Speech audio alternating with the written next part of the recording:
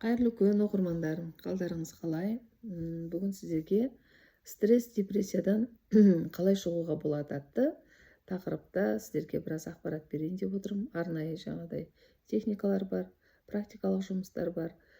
Егер де сіз дәл осы сәтте өзіңіздің жағдайыңыз болмай, маза күйіңіз жаңағыдай дұрыс болмай, стресс, депрессияда жүрген болсаңыз, міндетті түрде өміріңізге қолданып көрсеңіздер болады. Жалпы стресс депрессияда қазіргі таңда көптеген адамдар мынандай жаңағыдай өмірде болып жатқан ситуацияларды қабылдай алмайды.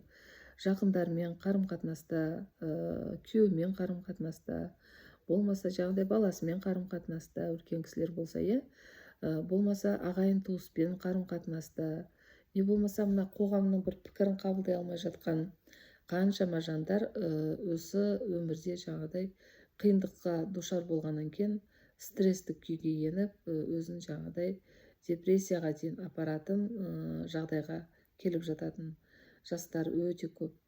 Жастар да бар, енді үлкендер де бар. Оның жасын, ара-жігін ешнәрсені айта алмаймыз. Баланың өзі де стресс болатын жағдайлары болады, қазіргі таңда өте көп.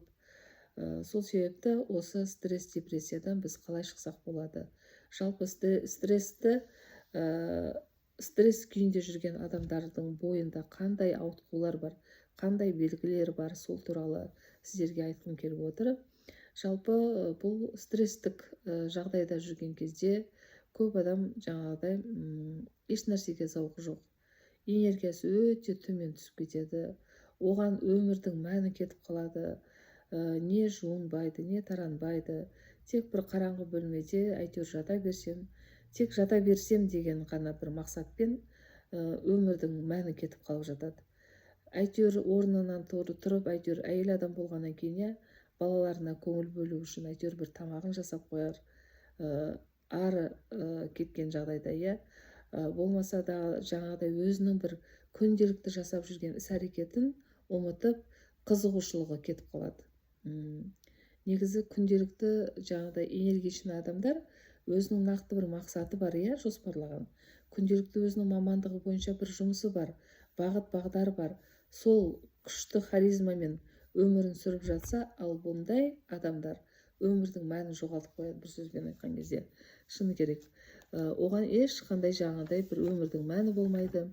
Ешқандай жаңағыдай қуану, не болмаса мына балаларының сабағын қарау деген сияқты мәселелердің барлығы уже бәрібір болып кетеді. Сол себепті бұл нәрсеге бейжай қарамауымыз керек. Біз адам болғаннан кейін дәл осы сәтте өмір сүруіміз керек, дәл осы сәтте қуануымыз керек, дәл осы сәтте бақытты шынайы өмірді сүру үшін біз осы стрессті де жеңуге болады. Негізі әр адамның мынау айтайын қолынан келеді стресстен шығып кету, ары қарай депрессияға жібермеу. Ол үшін не істеу керекпіз? Ол үшін біз орнымыздан тұру керекпіз. Яғни, жақсы, мен түсінемін, мен қазір осындай стресс жағдайдамын, мойындау керекпіз ғой. Бір сөзбен айтқанда, ең бірінші қадам ол біз мойындау керекпіз. Жақсы, түсіндім, мойындадым. Мен дәл қазір өзімнің өмірімде біз қайғыны да қабылдау керекпіз. Көңіл күйіміз жоқ па? Жақсы, оны да қабылдау керекпіз. Біз тек қана күліп ойнап рахаттанып өмір сүру деген жоқ. Өмір болғаннан кейін қуаныш та болады, қайғы да болады, қиындық та болады. Бұның бәрі өткінші нәрсе. Сол нәрсені шынымен де сіз өзіңіздің өміріңізде қабылдаңыз. Жақсы, түсіндім, қабылдадым, мойындадым. Бірінші осы мәселені мойындаңыз. Екінші айтарым, ханымдар, жауапкершілікті алыңыз. Өз мойныңызға міндетті түрде осы стресстен мен қайтсем де балаларым үшін, ең бірінші өзіңіз үшін, отбасым үшін, балаларым үшін, ата-анам үшін, бауырларым үшін осы ситуациядан қайтсем де мен шығамын деген өзіңіздің мойныңызға жауапкершілік алыңыз. Сосын өзіңіздің бұрынғы өзіңізге ұнайтын бір іс-әрекетті жасап бастаңыз. Аздан болсын жасап бастаңыз. Кішкене болсын бір мотивация келеді сіздің бойыңызға, кішкене болсын бір көңіл күйіңіз көтеріледі. Сол себепті осы стресс депрессиядан осылай 3 сатымен де шығуға болады, міндетті түрде. Егер де сіздің адамдар негізі депрессияда екенін еш ұялмай жаңағыдай өз өмірін жауапкершілікке алған кезде ғана шынымен шығады. Енді бұл адамның мына депрессияда екенін қалай білуге болады? Жаңағыдай айтып өткеніміздей, бұл адамдар негізі мынау қоғамда ондай депрессияда жүргенін білдірмейді. Жұмыста болсын, ыңғайсызданады, ұялады, мен шынымен депрессия болып жатыр, менің өмірімде қиындық болып жатыр, мен мынандай ақшамды жеткізе алмай жатыр, мен қиналып кеттім, мен бүйтіп жатырмын деп көп адамдар өйтіп айта алмайды шыны керек. Әсіресе біздің менталитетте адамдар білмеймін енді айта алмай жатады, оны бірақ жақындары біледі. Жақындары біледі, анасы, ата-анасы, не болмаса бауырлары, әйтеуір сол адамға жанашыр болып, бірін-бірі сүйреп алдыма келіп жатқан шыны керек клиенттерде өте көп. Әйтеуір бауыры, әпкесі, менің осындай қарындасым, менің сіңілім болмаса осындай стресстік жағдайда қазір кішкене депрессияда жүр, қалай көмектесуге болады деп өзінің әйтеуір ниетін білдіріп алып келіп жатады. Себебі осындай бауырлардан шыны керек айналып кетесің, бауырына көмектесу арқылы осындай мәселелерді шешіп жатады. Енді қоғамда бұндай көңіл күй жоқ, бұндай жаңағыдай депрессияда жүрген адамдардың көбінде жаңағыдай аппетиті жоқ, не тамақ ішкісі келмейді, не бір орнынан тұрғысы келмейді, әйтеуір бір қараңғы бөлмеде тек жатсам деген өзіне шыны керек ауруларды шақырып, денсаулығына да көңіл бөлмейді, бір орында жата береді, беймаза күй кешеді. Яғни ондай адамның бойында үрей де болады, ондай адамның бойында қорқыныш та болады, ондай адамның бойында әсіресе мына тревожный состояние өте қатты. Ол жерде уже гормон да ойнайды, денсаулыққа да кері әсерін беріп жатады да. Сол себепті міндетті түрде, енді әрине айтуға оңай, бірақ та шамаңыз келсе, жауапкершілікті қолыңызға алып, орныңыздан тұруға, балаларыңыз үшін орныңыздан тұруға бір қадам жасаңыз дегім келеді. Енді қазіргі таңда мынау 55%, статистика бойынша 55% депрессиядағы адамдардың тек 35% ғана көрінеді екен. 35% ғана жаңағыдай арнайы невропатолог мамандарына барады, болмаса психотерапевт мамандарына барады, кәсіби психологтарға барып әйтеуір өздерінің емін алып жатады. Ал бірақ жаңағыдай 35 жаңағыдай қалған пайыздары олар дәрігерге мүлдем бармайды. Енді біз әсіресе мына мұсылман адамдар, мұсылман елінде біз көп жағдайда бұл өмірімізде болып жатқан қиындықтарды біз сынақ деп қабылдайды екенбіз. Сол сынақ деп қабылдау арқылы, осы сынақтан әйтеуір намаз оқу арқылы, Аллаға бойсыну арқылы, Алладан күнделікті әйтеуір жалбарынып дұға жасау арқылы, зікір салауатын айту арқылы, әйтеуір осы ситуациядан Аллаға жақындау арқылы осы ситуациядан да шығып кететін қаншама адамдарды көзіммен көрдім, қаншама адамдарды шыны керек сөздерін тыңдау арқылы, өздерінің бойындағы осы ситуациядан шыққаны, айтқан әңгімелерін есту арқылы жаңағыдай қаншама адамдарда бар.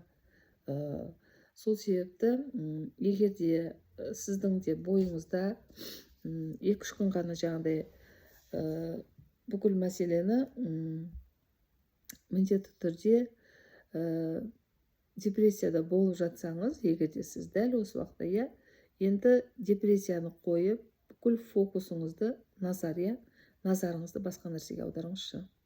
Назарыңызды жақсы нәрсеге аударыңыз, назарыңызды өзіңіздің жұмысыңызға арнаңыз, назарыңызды балаларыңызға арнап кетіңіз, назарыңызды жаңағыдай отбасыңызға арнаңыз. Сүйікті бір іс тауып алыңыз да, соған бөлген кезде міндетті түрде сіздің кішкентай да болсын энергияңыз көтеріліп бастайды бойыңызда. Энергияны көтеру арқылы сіздің бойыңызда осы депрессиядан шығуға кішкентай да болсын Алла қаласа көмегін тигізеді дегім келеді. Енді бұл депрессияны дұрыстау үшін біз не істеуіміз керек деген сұрақ туы мүмкін. Енді ең бірінші біз ұйқыны дұрыстауымыз керек. Одан кейін біз міндетті түрде денсаулыққа көңіл бөлуіміз керек. Одан кейін жаңағыдай күн сәулесінде, таза ауада, табиғатта көп жүруіміз керек. Бұл да адамның бойына жаңағыдай кәдімгідей бір күш қуат береді.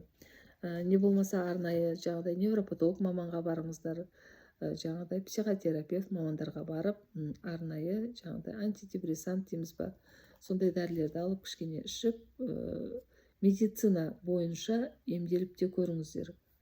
Мүмкін жаңағыдай сізге кішкене болсын әсерін береді. Енді мына психоанализ бағыты бойынша психолог маман Зигмунд Фрейд осы депрессияны ауру деп көптеген жаңағыдай мамандарға мойындатқан бірден бір психолог. Зигмунд Фрейд осы жаңағыдай депрессияны ауру деп тапқан болатын. Яғни бұл аурудың бір бөлшегі қарасақ қыздар. Ол ауруды жаңағыдай ол денсаулықтан да болуы мүмкін да. Айналып келген кезде мына психосоматика бойынша алатын болсақ, мына бойыңызда ашу, реніш, қызғаншақтық, көре алмаушылық, қиындық болып жатса, не болмаса қарым-қатынаста қандай да бір мәселе болып жатса, оның барлығы айналып келген кезде біздің денсаулығымызға тікелей әсер етеді. Соның кесірінен барып жаңағыдай стресс боламыз, оның әсеріне барып жаңағыдай тереңдетіп ары қарай тұңғиыққа бата береді көп адамдар. Сол үшін кәдімгідей бір сәтте өзіңіздің есіңізді жиып, все болды, менің өміріме жаңа айтқандай кішкене берілген сынақ шығар, жақсы қабылдадым, бұл да уақытша дүние, менің бойымнан кетеді деген мақсатпен міндетті түрде өзіңізге кішкене көңіл бөліп жұмыс жасасаңыз, әрине адам өзінің тәнін өзі емдей алады қазіргі таңда. Өзінің жағдайында, өзінің көңіл күйінде көтеруге болады. Таза ауада көп жүріңіз. Не қалайсыз, өзіңіздің жаныңыздан сұрақ қою арқылы мәселені шешуге болады. Не қалап тұрсыз? Жаныңыз нені қалап тұр? Сұрақ қойсаңыз, міндетті түрде келеді. Сол ситуациядан сұрақ қою арқылы шығып, жаныңыздың қалауын жасап бастаңыз. Міндетті түрде менде кейстарымда енді біраз ханымдарға да жаңағыдай ылғи айтамын, жаныңыз не қалайды? Бүгін терапия алдыңыз, бүгін күшті керемет сеанс қабылдадыңыз, жаныңыздың қалауын жасаңызшы деймін. Шынымен де жанның қалауын жасау арқылы бір күннің ішінде есін жиып, аяғынан тік тұрып кеткен қыздар өте көп болды менде. Сол да сіз де сол нәрсені өміріңізге қолданып көрсеңіздер болады дегім келеді. Енді келесі бізде жаңағыдай геллато деген техника бар. Бұл техникада жаңағыдай депрессиядан шығудың ең оңай жолы. Осы геллато терапиясын сіздерге бүгін бергім келіп тұр. Бұл терапияда адам ең негізгі витамин адамның өміріне күлкі ғой, шыны керек. Осы күлкі терапиясын жасаңыздар. Міндетті түрде. Сізде енді жаңағыдай күлкі терапиясын ең бірінші сіз отырып 10 секунд терең демалыңыз, терең демалыңыз.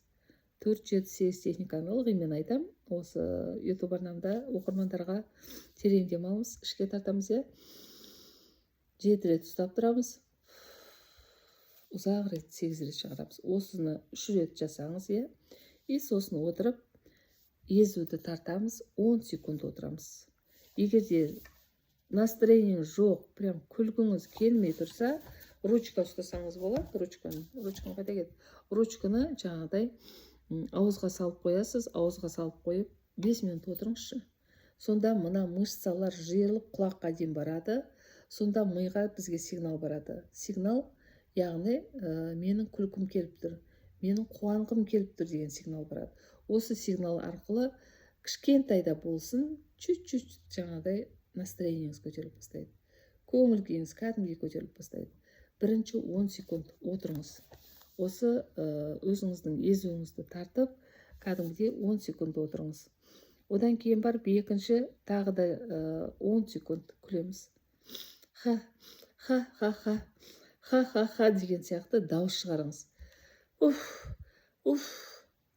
Екі қолды сілкіп отырып күліңіз, прям қинаңызшы өзіңізді, орныңыздан тұрыңыз, балаларыңыз үшін, өзіңіз үшін орныңыздан тұрыңыз да осы техникаларды жасаңызшы. Екі қолыңыз сілкіп отырып деп отырып жаңағыдай ха деп дыбысты шығару арқылы 10 секунд отырыңыз. Бұл осы терапияда қаншама адамға уже ғылыми тәжірибе жасаған болатын.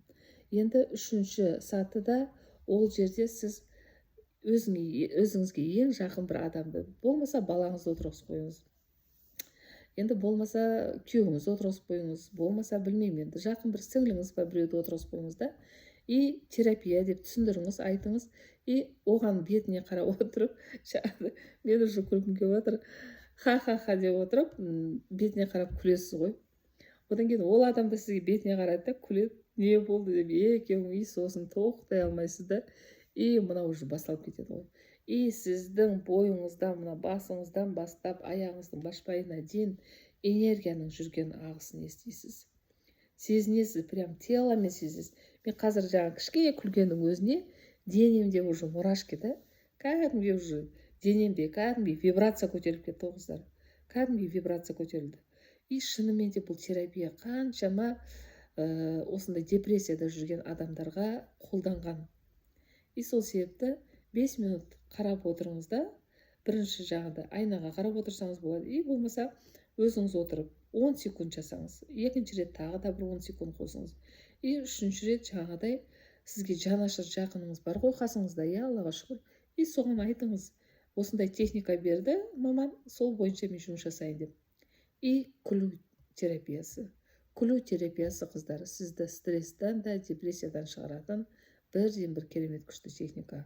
Ал егерде Алла сақтасын, егерде бұл нәрседе сізге көмектеспей жатса, бұдан да қиын, шығуым қиын болып тұр деп жатсаңыз, енді депрессияның ең қиын нәрсе ол мынау ұйқысыздық қой. Ұйықтай алмайды адам деген өте қиын. Қатты жаңағыдай депрессияға кірген адамдар мен алдыма қаншама жан келді, ұйқымнан айырылып қалдым, қанша күн болды ұйықтай алмаймын деп келген адамдар менде Access Bars'ты қабылдаймын.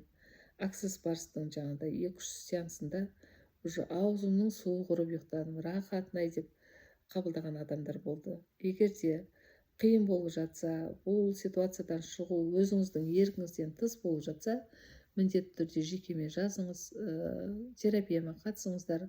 Access Bars сеансы бар, одан қалды жаңағыдай фейслифт деген бар, телесный терапия. Ол сіздің каждый денеңізді блоктарды кетіріп, бойыңызда жаңағыдай депрессиядан шығаратын бірден бір керемет құрал, әдістеме, сол нәрсені қолдансақ болады.